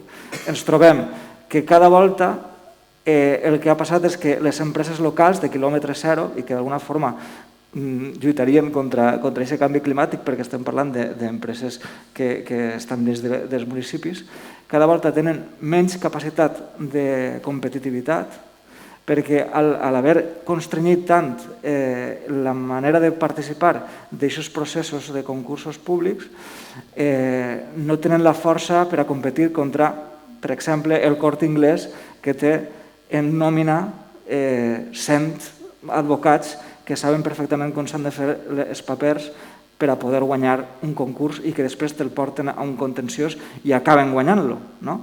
Per tant, la conclusió que treia és que va servir per a canviar ideològicament i va tenir un impacte, però al remat els lobbies han sabut trobar el seu lloc per a afermar el que és el poder que han tingut des de sempre. És a dir, continuem tenint el mateix poder, però sí que és veritat que cada volta els han fet, com si diem, el coll de la botella més xicotet. I trobes això, empreses que d'alguna forma havien donat un bon servei a la ciutadania des de temps immemorials, que han hagut de tancar perquè ja no poden competir contra aquest tipus d'empreses que han agafat tots els contractes públics i són grans corporacions sense cap mena de criteris ètics, i que al final el que fan després és subcontractar a empreses a un preu inferior, i això passa dia rere dia amb tots els contractes que pot tindre un ajuntament com el de Torrent, que són 85.000 habitants. La pintura de les línies, de les senyalitzacions horitzontals, les bicicletes de lloguer, qualsevol cosa ara passa per uns conductes que són resultat de coses com el 15M i que encara així han aconseguit que les grans corporacions continuen mantenint-ho. I una altra cosa que també m'ha donat compte és que en molts ajuntaments, moltes institucions han posat en la pràctica mecanismes de participació ciutadana, també a l'escalfor d'aquella fam de carrera, d'aquella fam de participar que hi havia durant el 15M, però el que també me n'ha donat és que no hi ha participació ciutadana. És a dir, se posen els mecanismes des de les institucions d'una manera absolutament vertical i el que després trobes és que no s'utilitzen. Sembla com si la gent, i això pot quedar impopular, però una part important de la població el que volia era que després d'aquesta corrupció tan flagrant que ens havia governat durant tant de temps, tingueren la confiança de poder anar a les urnes, posar la papereta i saber que no li anaven a trair, però no anava acompanyat d'un criteri que havia d'haver sigut que no és això la política no és votar cada 4 anys, sinó que ha de ser acompanyar el procés, ha de ser participar quotidianament de totes les decisions. I ahí és on fallem, ahí és on la ciutadania crec que no ha pres eixe partit i falta. És a dir, la gent que està molt clavada en la política, quan se parla d'assemblees ciutadanes i coses així dins de l'àmbit institucional, veus que no està tan present com hauria de suposar-se d'un procés com el 15M o com la Primavera Valenciana. Alguna pregunta més que vulgueu afegir? Sí, endavant. Sí. Hola, soy Pura Gastiaín. Yo quería preguntaros, digamos, para mí, como consecuencia del 15M, tuvo la creación de Podemos, las confluencias, pero sí que es verdad que aquí en Valencia también estaba el tema de Salvem el Cabanyal, el apoyo al Horta y una serie de movimientos. Si actualmente ese tipo de movimientos que no están directamente metidos en ningún partido, en ninguna cosa, ¿hay algún tipo de coordinación en el que también se plantee la lucha por el cambio climático? ¿O cómo está, digamos? ¿Hay alguna coordinación entre los grupos o no? Sí, ahí hay una cosa que tiene mucha también casualidad, supongo, y es ayer se cerró un festival que se llama Cridem pel Clima, que se está haciendo en el Centro de Cultura Contemporánea del Carmen y que ha acabado con una asamblea de movimientos, pues eso, estábamos 14, 15 movimientos que tenemos sobre todo la cuestión climática como muy metida en el inconsciente y en el consciente. Y la idea, la propuesta que se hizo ayer es a través de una lista de correo que se llama la Alianza por la Emergencia Climática, creo que es el nombre, ir coordinándonos para precisamente hacer asambleas recurrentemente, pues si se pueden hacer mensuales, pero que tengan el ojo en poner otra vez en el espacio público y ojalá en la plaza del Ayuntamiento, plaza del 15M, una asamblea mensual que aborde estas cuestiones porque la coordinación es imprescindible. Es decir, el proyecto, por ejemplo, de ampliación del aeropuerto de Barcelona se ha paralizado porque hay una xarxa climática en Cataluña que está muchísimo mejor organizada que nosotros y nosotras, y entonces, pues bueno, igual tenemos que aprender ese... O sea, con el tema climático pasa, pero es que yo creo que con todos además pasa aún más. Es decir, si vamos otra vez, el 15M surge porque existe Juventud sin Futuro, porque existe la APA, aunque no tan fuerte obviamente como después, porque existe Democracia Real Ya, No les votes, es decir, hay una serie de movimientos que estaban ya haciendo sus propias historias, ATAC por supuesto, y de repente convergen en una situación que nunca se puede planificar del todo, y yo creo que con lo climático pasa un poco ahora lo mismo, es decir, ya hubo un momento de subida con Greta Thunberg y las Juventudes por el Clima y tal, pero yo creo que con el tema de la crisis energética, que está empezando a subirle la factura a todo el mundo y que además tiene que ver también con una crisis de suministros que es global y que no es ni mucho menos el motivo de la pandemia, sino que hay muchísimo más detrás y que tiene que ver con que la energía al final no es infinita en un planeta finito, pues nos vamos a tener que otra vez, el prueba-error, es decir, ir haciendo convocatorias, los movimientos climáticos y energéticos para que más pronto o más tarde pueda haber otro punto de encuentro que cohesione todas estas luchas y que desde mi punto de vista lo mejor sería que fuera lo más diverso posible otra vez, es decir, que pueda tener cabida la lucha climática, que pueda tener cabida la lucha más obrera clásica, que pueda tener el feminismo, que pueda tener todas esas miradas intentando coordinarse, porque si no, no da, es decir, si no es un poco lo que pasa siempre, y es que somos... Porque hay una cosa que habéis dicho, que sí que, por hacer un matiz, el tema de Podemos y tal, yo no sé si Podemos hacía más daño que ¿sabes lo que quiero decir un poco? Es un tema que es... Más que más daño, que lo vieran como, era una amenaza institucional más clara. Eso si de repente sí, estos tíos consiguen 5 millones de votos por 15 días después de reunirse, ¿o qué está pasando aquí? ¿No os acordáis que hubo uno... ¿Quién era? Que con las primeras, las de Europa, hubo uno que les llamó como los frikis perroflautas, como diciendo, bueno, esos son unos... Y de repente 5 millones de votos, 6 eurodiputados, ¿aquí qué está pasando? Yo no me refiero a peligro, a daño al sistema, sino motivo de preocupación para ellos. Yo no sé si nosotros en las plazas les pusimos muy nerviosos alguna vez, o sea, realmente. Yo creo vieron que se les iba de... Creo que en cuanto empezaron a ver la evolución social y humana de la Asamblea, era como, bueno, esto tiene el arco se cierra, cae, ya, tranquilos, no pasa nada. Pero mira, por poner un ejemplo, yo creo que ahí hay un punto que la papeleta que comentas de las elecciones europeas era la cara de Pablo Iglesias, ¿no? Sí. Entonces es muy fácil atacar a un movimiento cuando la cara es una persona. Sí. Es decir, a una cabeza tú cortas la cabeza y se acabó. En cambio, la gracia que tenía el 15M es que las personas que empezamos un poco la historia, pues igual bebíamos mucho del zapatismo o lo que fuera y aunque obviamente tenías el riesgo... Yo, por ejemplo, firmé la primera petición de tal y la primera semana estaba acojonado porque me caía el marrón a mí directamente. Pero luego sí que es verdad que se dejó un poco como que todos y todas tenían la oportunidad en sus comisiones, ¿no? Y no había una cabeza que descabezar. Entonces es más difícil atacar a algo así. Sí, pero sin embargo, Juan, acuérdate que la cizaña estaba dentro, es que no hacía falta. Acuérdate, hay un capítulo que es el que a mí más me gusta de la película, que yo siempre le llamo la cizaña. O sea, yo monté cronológicamente. Y entonces era como intentando pillar todo lo que había ido pasando y yo había ido viviendo. Entonces hay un momento, cuando se empiezan a fastidiar, a poner serias las cosas, que yo le llamo el capítulo de la cizaña. Y es cuando Rafa, uno que se llamaba Rafa, dice a la asamblea que la abogada había hablado con el delegado del gobierno a título personal. Entonces es, bueno, di a la asamblea lo que has estado hablando. Entonces aquí había esta acusación implícita de si somos una asamblea, ¿qué haces tú hablando con él? Y ella decía, ¿cómo se llamaba? Dori. Sí.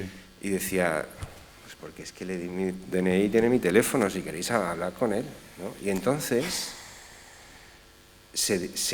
una asamblea entera para discutir si el delegado debería venir a hablar con nosotros.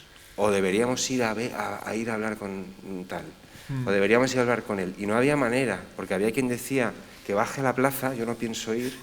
Había quien decía, pero en la guerra hay que hablar con el enemigo. Se saca la bandera blanca, se va a su despacho, no pasa nada. Porque luego, para ir al despacho, la movida era quién va al despacho. Claro, sí, sí. Porque si vas tú, vas a monopolizar. Entonces, realmente si lo miramos desde fuera, era un poco, pero no hace falta intervenir, o sea, si ya se encargan ellos, ¿sabes? O sea que eso también sucedía con todo lo... O sea, estas son lecciones de organización, pero eso estaba ahí.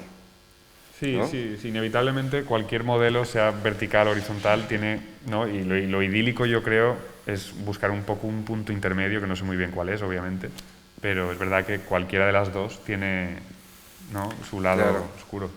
Por ejemplo, había una cosa que en términos de ciencia política es como muy interesante. Cuando se trataba de determinar la metodología para tomar la decisión, que al principio era una cosa de democracia directa y muy ácrata y maravillosa de consenso, que el consenso es cuando nadie tiene nada que decir en contra. El consenso es cuando hay silencio. Resulta que eso, al sentir de la asamblea de los que organizaban eso, que era todo mayoritariamente un grupo de sociólogos, no se podía decidir en el ágora de las 8. Porque en el ágora a lo mejor había gente que era tímida y no se atrevía a hablar lo suficiente y a lo mejor se cortaba, y entonces había que elevar ahí su propuesta y luego bajarla a los grupos y en los grupos entonces discutir y hablar cada uno individualmente. Y entonces era la cosa más humana, más cuidadora y más compartida y asamblearia del mundo.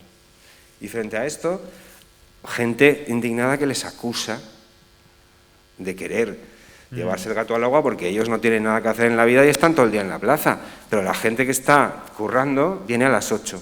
Entonces a las 8 votamos, porque si yo no estoy a las 8, ¿sabes? Entonces las dos tenían su razón. Pero, ¿y estos que se acusaban a aquellos de manipular? Aquellos no estaban manipulando. Y este también tenía su propia razón, de joder, levantamos la mano en el ágora y lo que decida el ágora se hace, ¿sabes? En fin, son todo como dinámicas muy complicadas. Hay una escena, perdón. Sí, una cosa. Sí. Hacer un apunte, volviendo quizás a la pregunta por donde iba. Me gustaría destacar que yo, que hago mucha calle por mi trabajo, hago muchas asambleas, muchas manifestaciones, pienso que es muy necesaria esa coordinación de la asamblea esta que se ha hecho en el Centro del Carme o del que preguntáis vosotras, porque pienso que hay una desconexión brutal generacional en el tema del clima.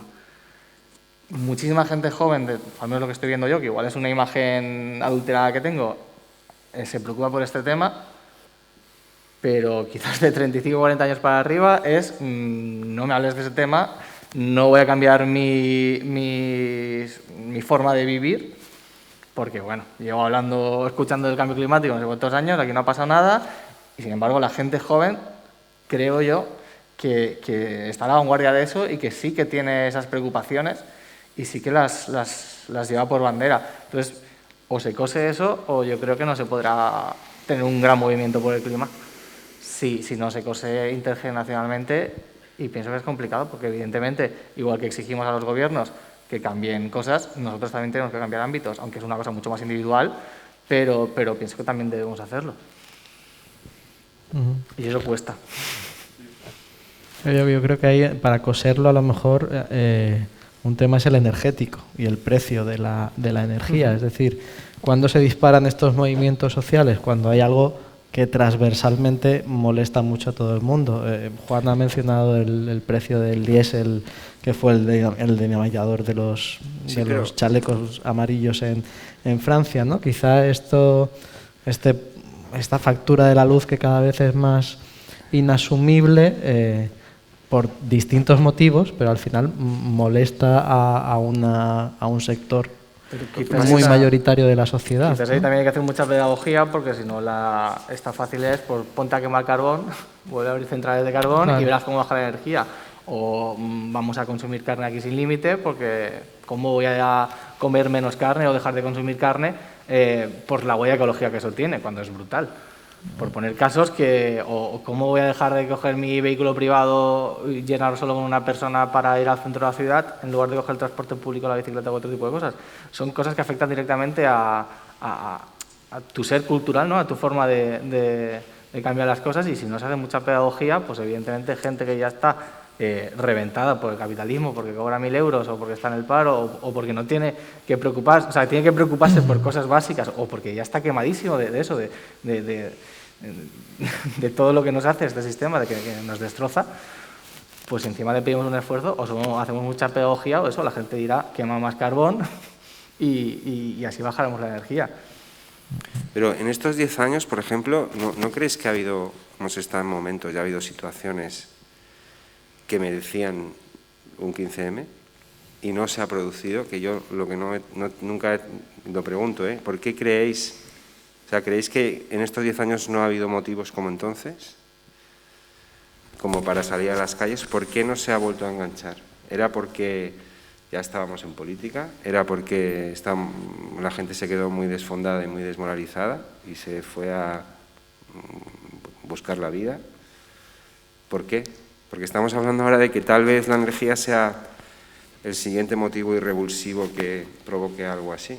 Sin embargo, ha habido momentos duros desde el 15M hasta ahora como para haber ocurrido algo así, ¿no? ¿Por qué no ha pasado otra vez? Pues no lo sé, pero yo sí que diría un apunte. Yo sí que pienso que probablemente con toda la subida, igual esto es impopular, pero yo sí que lo pienso, que quizás si hubiese habido un gobierno del PP y Vox con esta subida de la luz, probablemente se hubiesen organizado en la calle protestas más grandes como las que ha habido en la Plaza de Ayuntamiento con 20 personas y una pancarta. Si hubiese habido un gobierno de PP y Vox. Sí, porque igual hay gente, y me parece muy legítimo, que se siente cómodo con este gobierno o con los gobiernos del cambio, las alcaldías del cambio, pero eso también desmoviliza, es una realidad. Quizás eso habría hecho que saliera más gente a la calle. Ahora, el contexto que tiene que haber para que se produzca algo así, pues no lo sé. No sé por qué no ha ocurrido en estos 10 años, ni creo que sea algo fácil de prever. Porque si no, igual en Egipto Mubarak lo habría previsto, o lo habrían previsto en Túnez y en otros sitios, no lo sé. Supongo que es la suma de muchas cosas, pero que no es sencillo de prever, y que igual esta década han habido motivos de sobra, pero por una cosa u otra no han ocurrido. Así que pienso eso, que en el tema de la energía, quizás gobernando otra gente, se habrían tomado las calles o se habrían hecho manifestaciones más masivas. Sí, hay una cosa por ejemplo, que comentaba Pau, ¿no?, de la participación, que creo que tiene mucho que ver con esto, ¿no? Y es decir, si la gente no tiene apenas tiempo prácticamente ni para vivir, porque va, pues eso, 8 horas a trabajar, 1 hora y media, 2 a veces de trayecto, la propia vida, la inercia, al final, pues oye, dices, mira, que participe Rita, ¿no? Nunca mejor dicho. Y luego en el tema de... que claro, esto tiene mucho que ver porque, por ejemplo, cualquier tipo de transición climática, que es lo que un poco comentaba Germán, que no ataje esa desigualdad económica y esa falta de tiempo, pues está condenada a recibir chalecos amarillos y demás. ¿Y por qué no ha ocurrido otro? Bueno, yo creo que también hay que ser conscientes que nosotros teníamos un capital que sí que venía, pues eso, de fermentándose ahí 35 años casi, ¿no? De una gran protesta que se esperaba, que no sé qué tal, y cuando desencorchamos ahí la botella, pues un poco ese capital se perdió, pero no por... O sea, por ejemplo, el año siguiente al 15M, aparte de la Primavera Valenciana, estuvo el Ocupa el Congreso, que aquello fue... Ocupa rodea al Congreso, eran las dos versiones. Y aquello se desmontó montando el famoso número de los infiltrados de la policía, que se hizo muy famoso un vídeo que era, el título era "Que soy compañero, coño", porque era un policía diciéndole a otro policía, oye, no me pegues, que yo soy el que ha montado aquí el follón, ¿no? Los antidisturbios, que son casi siempre los creadisturbios, más bien. Entonces, ahí sí que había, es otro ejemplo más de por qué digamos, el movimiento que salió del 15M sí que era muy peligroso para según qué poderes, porque era difícil de desactivar si no lo enmerdaban, hablando claro, ¿no? Entonces, quizá, bueno, el tema de la luz o el tema del precio de la energía, yo sí que lo veo como un catalizador que podría servir para armar algo potente, porque sí que nos afecta a todos y a todas más o menos por igual, y a partir de ahí, o sea, lo que dice Germán es muy cierto, es decir, un enemigo común une mucho. Y aquí el 15M, yo creo que el principal motivo de las organizaciones que estaban dentro fue el artículo 135. Había muchos más, pero el motivo que hizo decir el PP y el PSOE hay que ir a por ellos, da igual que gobierne, porque en ese momento gobernaba el PSOE. Y si se montó el 15M en parte fue porque se evidenció que llevaban 20 años contándonos una milonga, que la Constitución no se puede cambiar, que no sé qué, y de repente cogen y cambian el artículo de la deuda express bajo, ¿sabes? Entonces, quizá necesitemos ese tipo de acicate, de un enemigo que podamos otra vez, que en realidad está ahí. Es decir, el problema es que no son los partidos, el problema es que es más...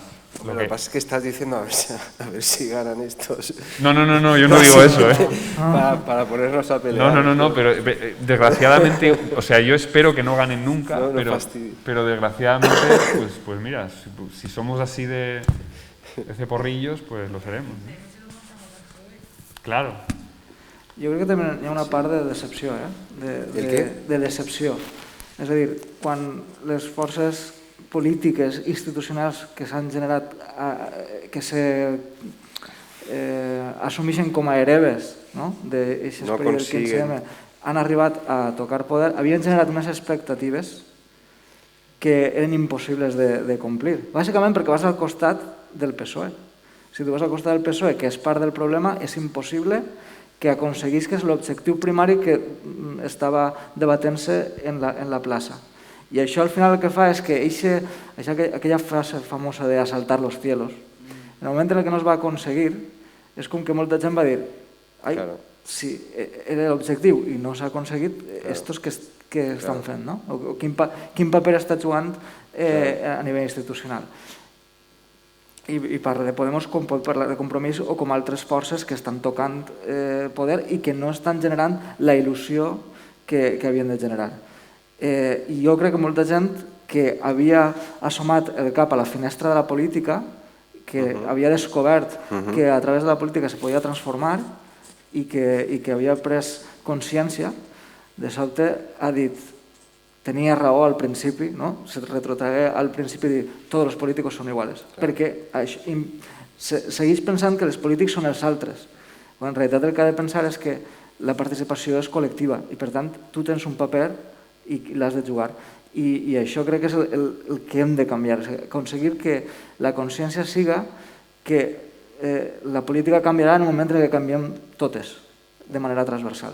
Igual és molt utòpic en aquest moment, des del moment en què ho veig, però sobretot és que ho veig en aquesta situació en què hem posat els mecanismes de participació ciutadana més que mai, cada volta hi ha lleis que institueixen la possibilitat de participar i en canvi la gent no ho acaba utilitzant per el que diguem, perquè tens una pressió del capitalisme que està deixant molt poc d'espai per a viure i aleshores la política no és una prioritat perquè no es veu com una prioritat, quan en realitat si utilitzàrem la política com cal, de manera participativa, col·lectivament, potser aquest capitalisme cauria y tendrías una vida mejor, ¿no? Que es creo que está muy bien visto. Lo que pasa es que ahí, claro, hay este pequeño problema que ahora de repente me lo revelas tú como problema, y es que el relato, el discurso de Podemos es heredero del 15M y el único heredero, que lo empezó a poner en funcionamiento Juan Carlos Monedero diciendo de aquí sale tal, y de repente nos lo hemos comido. Es decir, ahora estamos decepcionados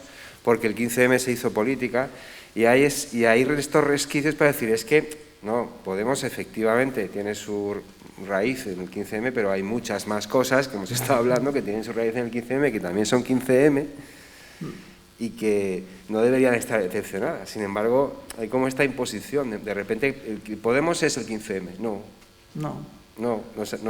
han ganado, han creado el marco para que lo igualemos, lo equiparemos, pero no es cierto, ¿no? Todas estas otros movimientos y otras cosas, pero mil cosas que ha habido durante años, o sea, en todos lados, de gente pues, que acompañaba a los inmigrantes cuando las policías les pedían la documentación, que eran unos abogados que, o sea, desde eso hasta el CSOA, ¿sabes? Es como, todo eso es 15M, claro, no solo Podemos. Quizás sean ambas cosas, claro, lo que tú dices ahora. O sea, el 15M es Podemos, sí, pero el 15M es muchas más cosas también. Pero embargo, no hay que negar también ese origen, que yo creo que sí que está ahí. O sea, no se buscaba hacer Podemos en el 15M, y hay gente que sale del 15M o se aprovecha del 15M y hace Podemos, como lo vea cada cual. Pero evidentemente sí que funciona, hay un origen ahí. Claro, pero sí, es verdad, el relato es ese. Pau, que es como, vale, pues entonces el relato lo hemos es conseguido y no sirve para nada. El relato es ese y es peligroso. Me chafo, me quedo de brazos cruzados, me quedo con estupor, ¿no? De que, entonces, ¿qué hacemos? ¿No? Però això també connecta amb el que dius tu al principi, el relat és triomfalista, de està passant tot al mateix temps, estem tot és així, no era cert, i generava un discurs molt triomfalista que era com que li podies mirar als ulls al poder, i evidentment que el poder tenia molt clar, els mecanismes estan dissenyats per a posar uns taps que no permeten determinades coses, i això va ser el moment en què semblava que Podemos anava a passar-li el PSOE i al final aquest sorpasso no va passar mai, l'assalt a los cielos, tot això, i això va desmotivar, desmobilitzar una part, evidentment el que diu Germán és així, és a dir, això Podemos en un moment és 15M, però és moltíssimes altres coses, i la qüestió dels moviments que no tenen un lideratge clar és això, que cada persona entén el 15M d'una manera, que és l'experiència pròpia, personal, individual que va viure dins de la colectivitat. Yo creo que ahí hay una lección que de repente estaba escuchando y un poco, porque hay la frase típica esta de que cualquier ascenso de la extrema derecha es por un fracaso de una revolución. Es decir, cualquier fracaso de una revolución es el caldo de cultivo para que luego te venga un salvapatrias, ¿no? Y yo creo que éramos igual de ingenuos, un poco en el 15M con muchas de las propuestas que hacíamos y que nos lo íbamos a... Porque también es verdad una cosa, y es que yo creo que yo no recuerdo, por ejemplo, hubo una manifestación que creo que fue el 19J, que éramos, según la organización y según la policía, yo creo que 100.000 personas en Valencia, o sea, literalmente daba la vuelta a la ciudad. Entonces, podías tener esa sensación de ahí estábamos, si no todas, pues muchas personas, ¿no? Porque igual venía también gente de otros pueblos o lo que fuera.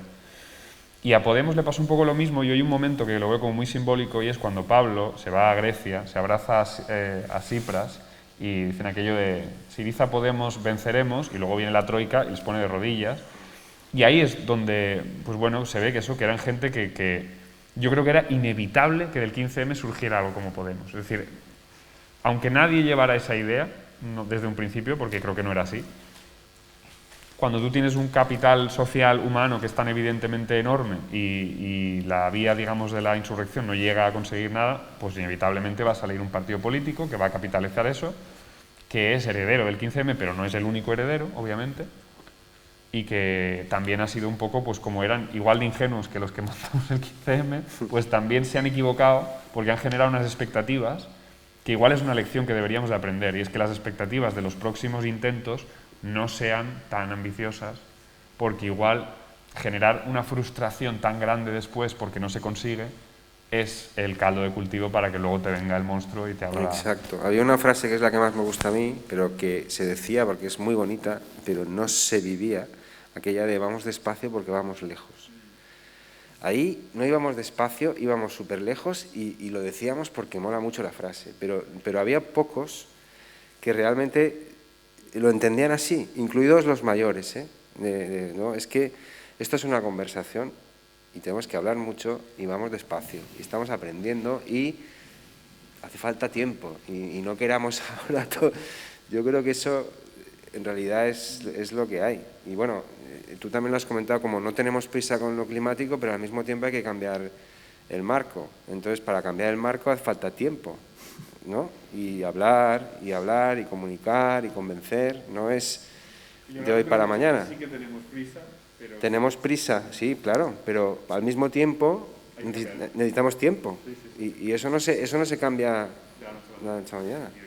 Yo aquí también veo una cosa complicada, que es que si no generas expectativas, no generas ilusión. Si no generas ilusión en una sociedad de consumo de todo rápido y también de consumo, de partidos políticos y de líderes que van cayendo, o de presidentes del gobierno que van cayendo como si fueran fichas de dominó, quiero decir que es muy complicado hacer algo en el que te lleves muchísima gente, una gran parte de la sociedad, si no generas unas expectativas y una ilusión.